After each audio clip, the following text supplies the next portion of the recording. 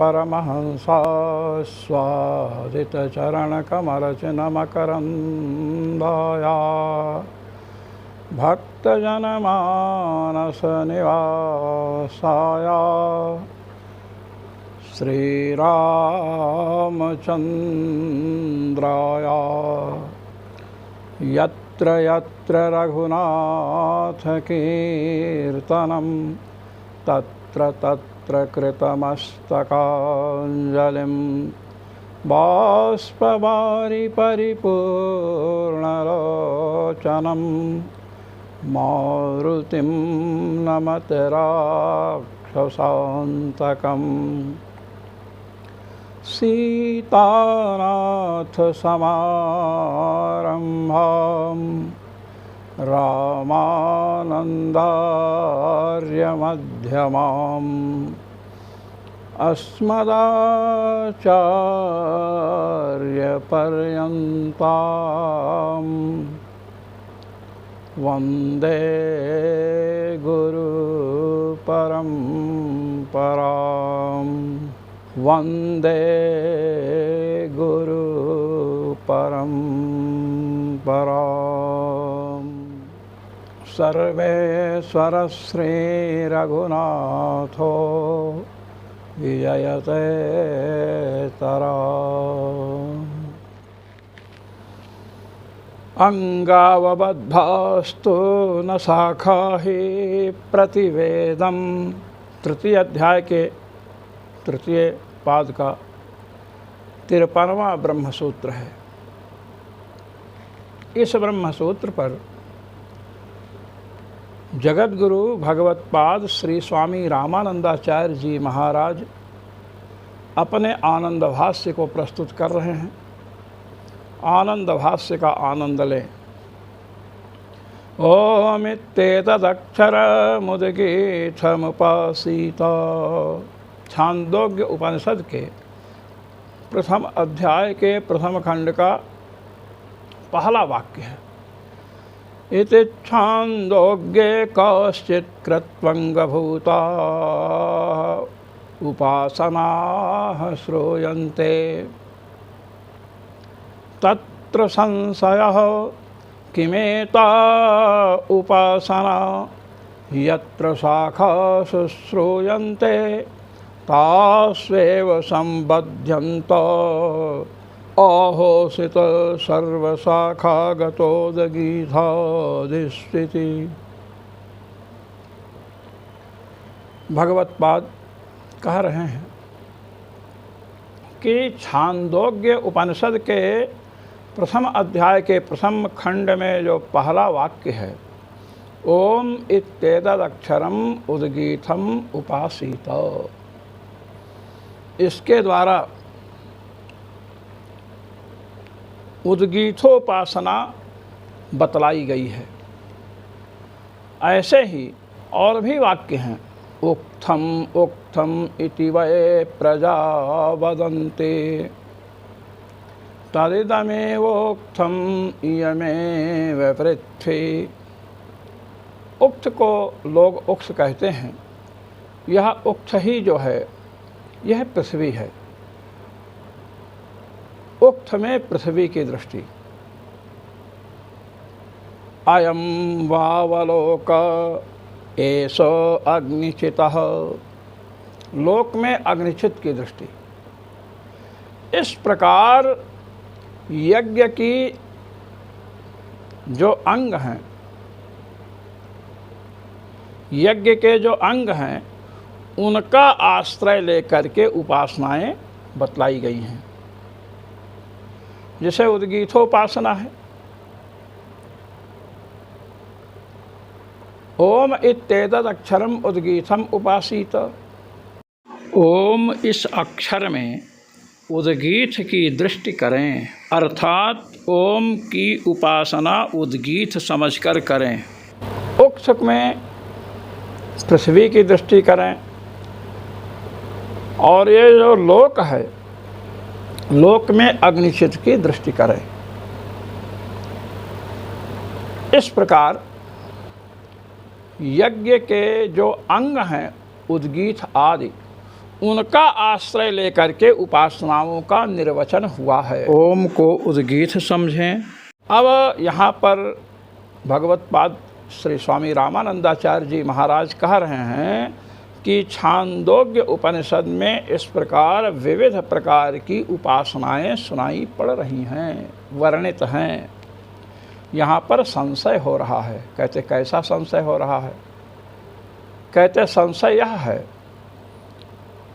किमेता उपासना यत्र शाखा शुश्रूयन्ते तस्वेव संबध्यन्ते आहोस्वित् सर्वशाखा गतोद्गीतादिषु इति। संशय यह है कि ये उपासनाएं जिस अंग के समीप बताई गई हैं, जैसे ओम इत्येतद् अक्षरम उद्गीतम उपासीत।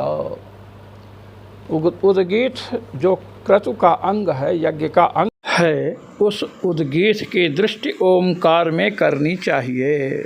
तो जिस अंग के समीप, जिस शाखा में ये उपासनाएं वर्णित हैं, क्या वहीं उद्गीत के आश्रित होंगी? अर्थात जिस शाखा में उपासनाएं वर्णित हैं उसी शाखा में इनका संबंध है, अथवा जितनी शाखाएं हैं और उन शाखाओं में जिन जिन स्थानों पर उद्गीत का वर्णन है, उन सभी उद्गीत के उद्गीत रूपी कर्म का आश्रय लेंगी।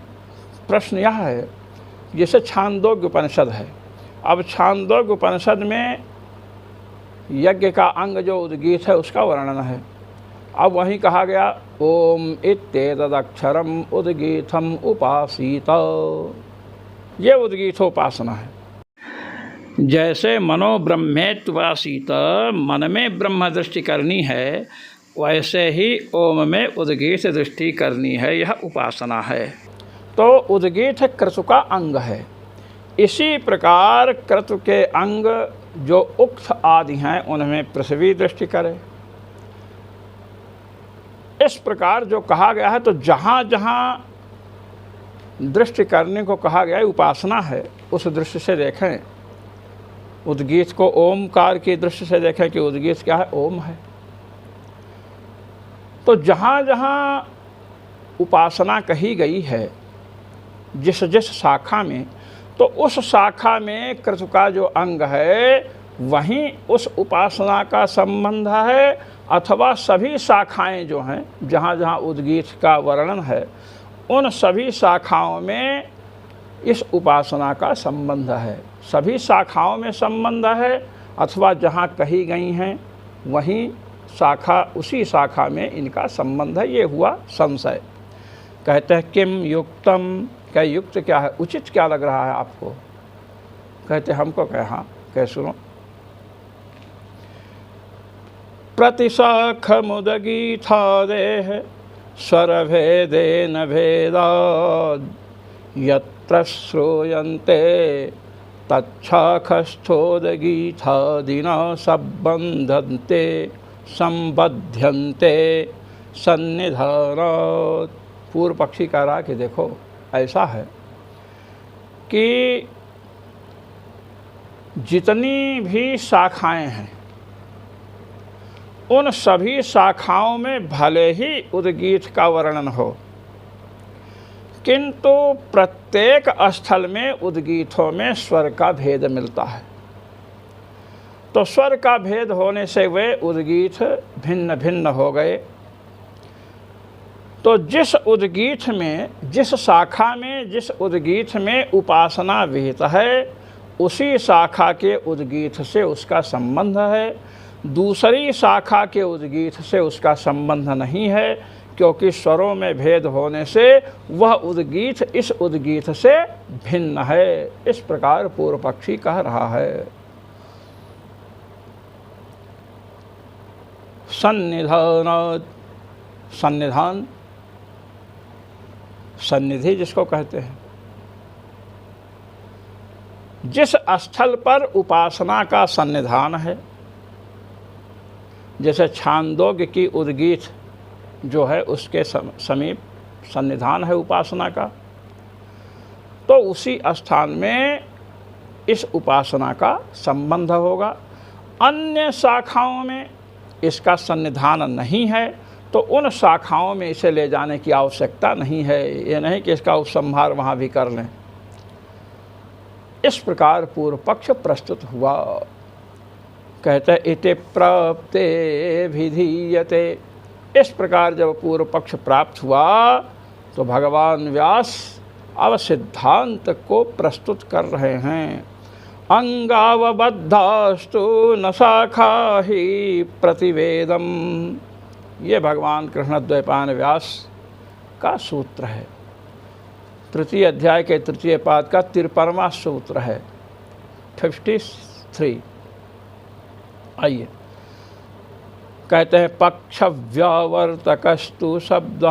कहते हैं इसमें अंगावबद्धास्तु में जो तू शब्द आया है यह पूर्व पक्ष का व्यावर्तक है, अर्थात अब पूर्व पक्ष चला गया, वो टिक नहीं सकता है। एता अंगावबद्धा उदगीथाद्यंगा श्रिता उपासना न तस्यां शाखायां विद्यमानोदगीथादिस्वाश्रिताः। कहते हैं देखिए, अंगावबद्ध जो उपासना है, अंग क्या है? जैसे क्रतु है, यज्ञ है, यज्ञ का अंग हो गया उद्गीथ। अब उद्गीथ हो गए अंग, उद्गीथ अंग का आश्रय लेकर यह उपासना कही गई। ओम इत्येतदक्षरमुद्गीथमुपासीत, ये उपासना कही गई। ओम बुद्धि रखे उद्गीथ में। तो कहते हैं ये जो उपासना जिस शाखा में कही गई है उसी शाखा में इसका संबंध नहीं है। जिस शाखा में उद्गीथ अंग का आश्रय लेकर के उपासना बतलाई गई है, मात्र उसी शाखा में इसका संबंध नहीं है। फिर कहे किंतु प्रतिवेदम सर्वशाखासु विद्यमानोदगीथादिस्वाश्रिता।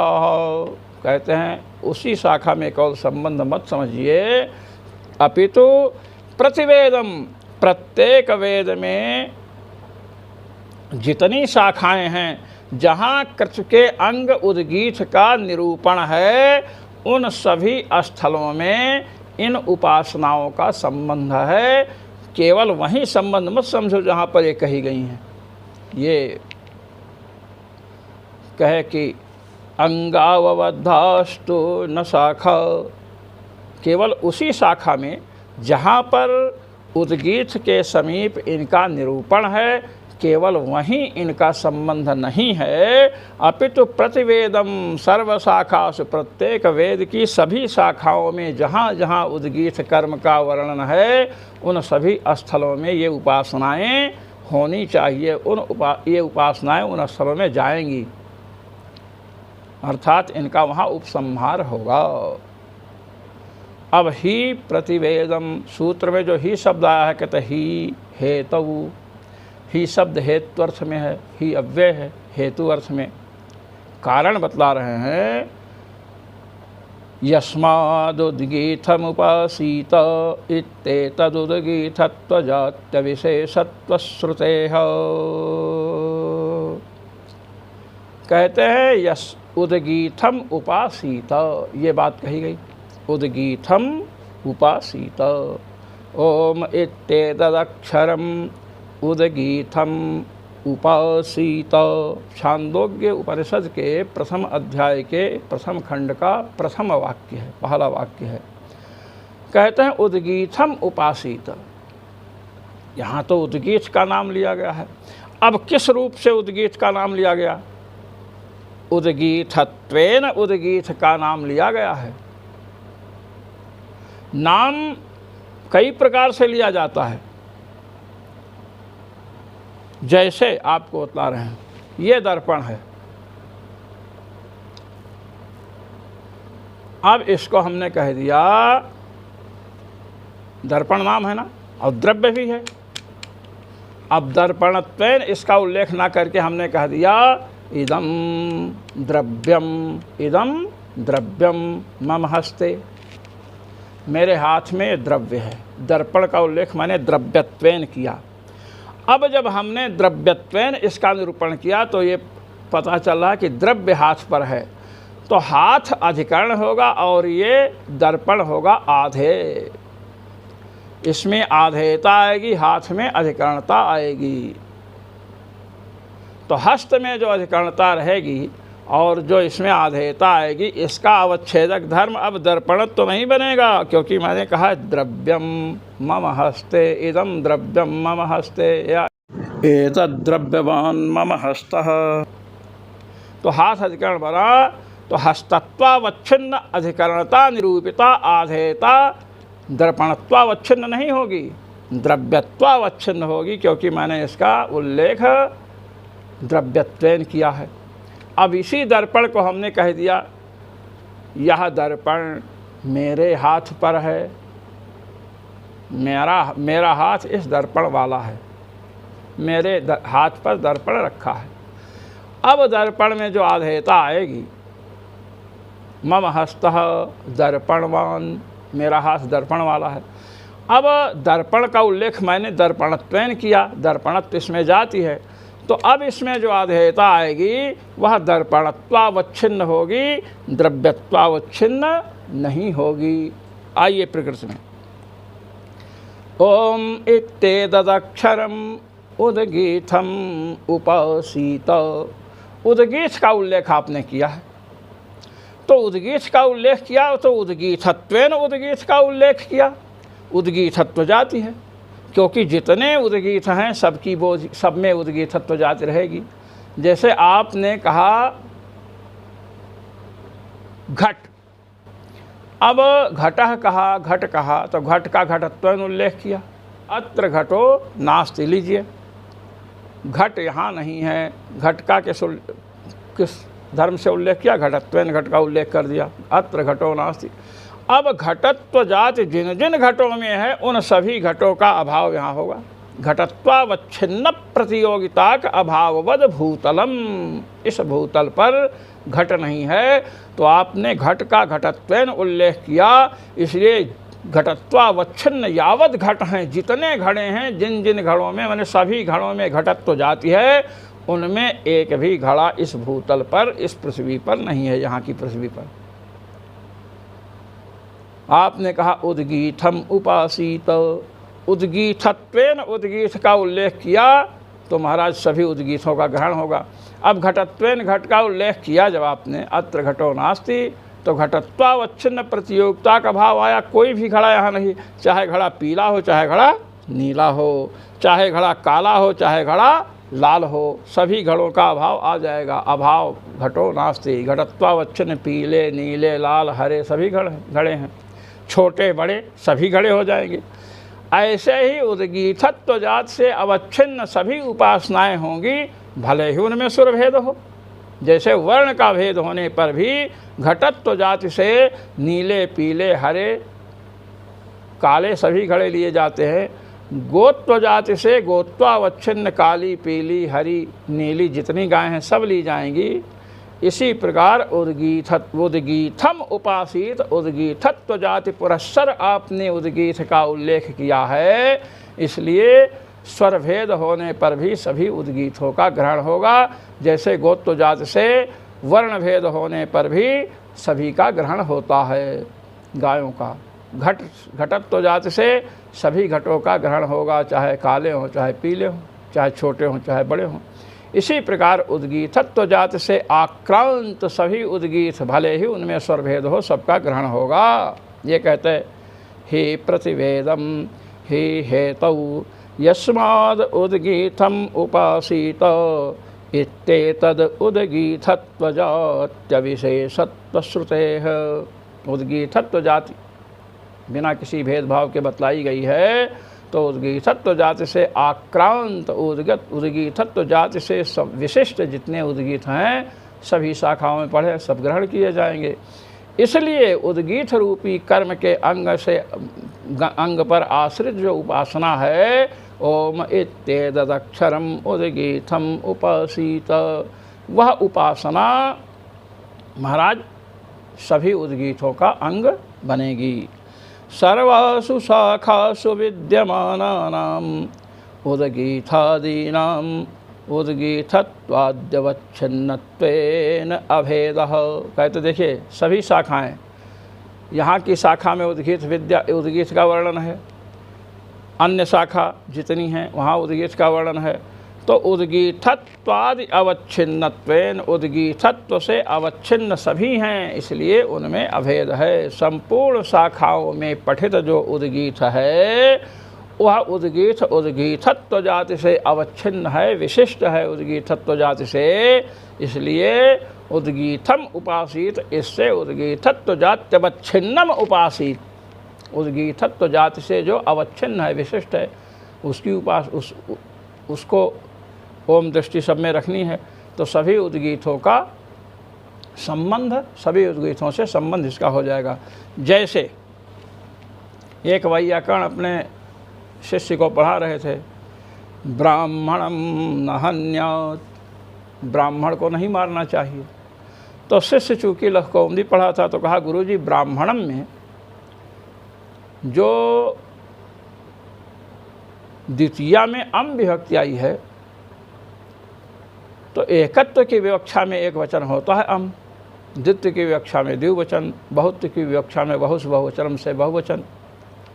तो ब्राह्मणम न हन्यात् में एकत्व की विवक्षा में अम विभक्ति जब होगी तो गुरुजी ब्राह्मणम न हन्यात् अर्थात एक ब्राह्मण को न मारे, दो चार को मार डालेगा तब तो कोई दोष नहीं है। गुरुजी ने कहा मूर्ख कहीं के, ब्राह्मणम न हन्यात् में जो तुम कह रहे हो कि एकत्व संख्या विवक्षित है, ऐसी बात नहीं है।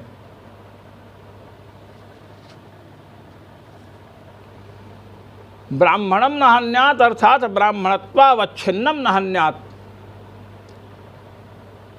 ब्राह्मणम न हन्यात् का तात्पर्य क्या है? ब्राह्मणत्वावच्छिन्नम न हन्यात्, ब्राह्मणत्व जात से विशिष्ट जो है उसका हनन न करे। तो ब्राह्मणत्व जात से विशिष्ट एक ब्राह्मण है, वह भी होगा, दो होंगे, तीन होंगे, चार होंगे, 10 होंगे, 50 होंगे, सभी ब्राह्मणत्व जाति से अवच्छिन्न हैं, विशिष्ट हैं, इसलिए किसी भी ब्राह्मण का वध नहीं करना चाहिए। तो जैसे ब्राह्मणम न हन्यात् में ब्राह्मणत्व जाति विशिष्ट को लिया गया, वैसे ही उद्गीतम उपासित, उद्गीत शब्द से उद्गीतत्वावच्छिन्नम उपासित ये लिया जाएगा। तो सभी उद्गीतों में उपासना का संबंध होगा, सभी शाखाओं में होगा। मंत्रादिवद्वा अविरोधः, ये दूसरा सूत्र है, तृतीय अध्याय के तृतीय पाद का 54वां सूत्र है, 54। व शब्दश्चार्थे मंत्रादिवद व अविरोधा में जो मंत्रादिवद व में व शब्द आया है, कहते व शब्दश्चार्थे, व शब्द चा अर्थ में है।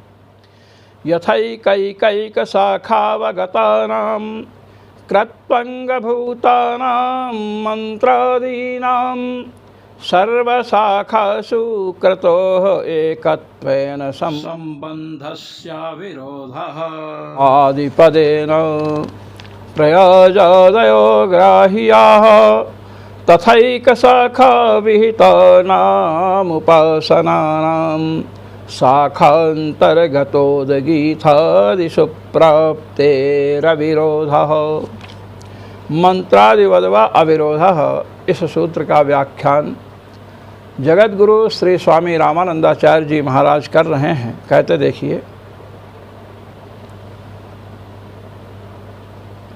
एक एक शाखा में अवगत बतलाए गए जो क्रतुओं के अंग मंत्र हैं, भाई एक शाखा लीजिए, उस शाखा में क्रतु का वर्णन है और क्रतु के अंग स्वरूप, क्रतु के अंगभूत जो मंत्र हैं उनका वर्णन है। अब उन मंत्रों से उस यज्ञ का संपादन करना है। अब उस शाखा में जो यज्ञ है वही यज्ञ दूसरी शाखा में है, तीसरी शाखा में है, चौथी शाखा में है। तो जितनी शाखाएं हैं उन शाखाओं में वही कर्म एक है। एक सभी शाखाओं में कर्म का नाम, जैसे मान लीजिए दर्शपूर्णमास हुआ, अग्निहोत्र हुआ, जो भी कर्म आप लीजिए, तो सभी शाखाओं में है। तो जिन मंत्रों से एक शाखा में उस अग्निहोत्र का संपादन होगा वही मंत्र संपूर्ण शाखाओं में जाएंगे। ये बतला रहे हैं, संपूर्ण शाखाओं में वही मंत्र जाएंगे क्योंकि कर्म एक ही है। ये बतलाया जाते हैं, कोई विरोध नहीं है, ऐसा होता है। आदि पदेन प्रयाजादयो ग्राह्याः। अब जैसे मंत्रादिवत, मंत्र की बात आई, मंत्र जाएंगे। आदि शब्द से प्रयाज आदि का ग्रहण है, पंच प्रयाज दशानुयाज। तो प्रयाज आदि जिस क्रतु के समीप, जिस यज्ञ के समीप उपवर्णित हैं, जहाँ यज्ञ का निरूपण है वहाँ वर्णित हैं, तो वह यज्ञ यदि शाखांतर में अन्य शाखाओं में पठित है तो वहाँ भी पंच प्रयाज दशानुयाज जाएंगे, इन्हें कोई रोक नहीं सकता है। मंत्र भी जाएंगे, उन्हें भी कोई नहीं रोक सकता है क्योंकि सब एक हैं। वैसे ही ठीक उसी प्रकार एक शाखा में विहित जो उद्गीथोपासना है वह शाखांतर में जो उद्गीथ का वर्णन है वहाँ पर भी वह जाएगी, उसके प्राप्ति में कोई विरोध नहीं कर सकता है। यह दृष्टांत दिया मंत्रादिवद्व अविरोधः। इस प्रकार उद्गीथोपासना जो है वह जिस शाखा में उपवर्णित है उस शाखा में तो है ही, किंतु उद्गीथ नाम का अंग जहाँ जहाँ मिलेगा उन सभी अंगों के समीप यह उपासना जाएगी और सर्वत्र उद्गीथोपासना होगी। यही इस अंगावबद्धाधिकरण का प्रयोजन है। आज भगवान की कृपा से अंगावबद्धाधिकरण पूर्ण हुआ। ओम पूर्णमदः पूर्णमिदं पूर्णात् पूर्णमुदच्यते पूर्णस्य पूर्णमादाय पूर्णमेवावशिष्यते। ओम शांति शांति शांति। जो मनीषी महानुभाव भगवत्पाद जगतगुरु श्री रामानंदाचार्य जी महाराज द्वारा विरचित आनंद भाष्य का पठन पाठन श्रवण मनन निधिध्यासन करते हैं, उन सभी को अनंतानंत ब्रह्मांड नायक सर्वेश्वर श्री रघुनाथ जी की ओर से अनंतानंत आशीष और मेरी ओर से सादर सप्रेम जय श्री राम।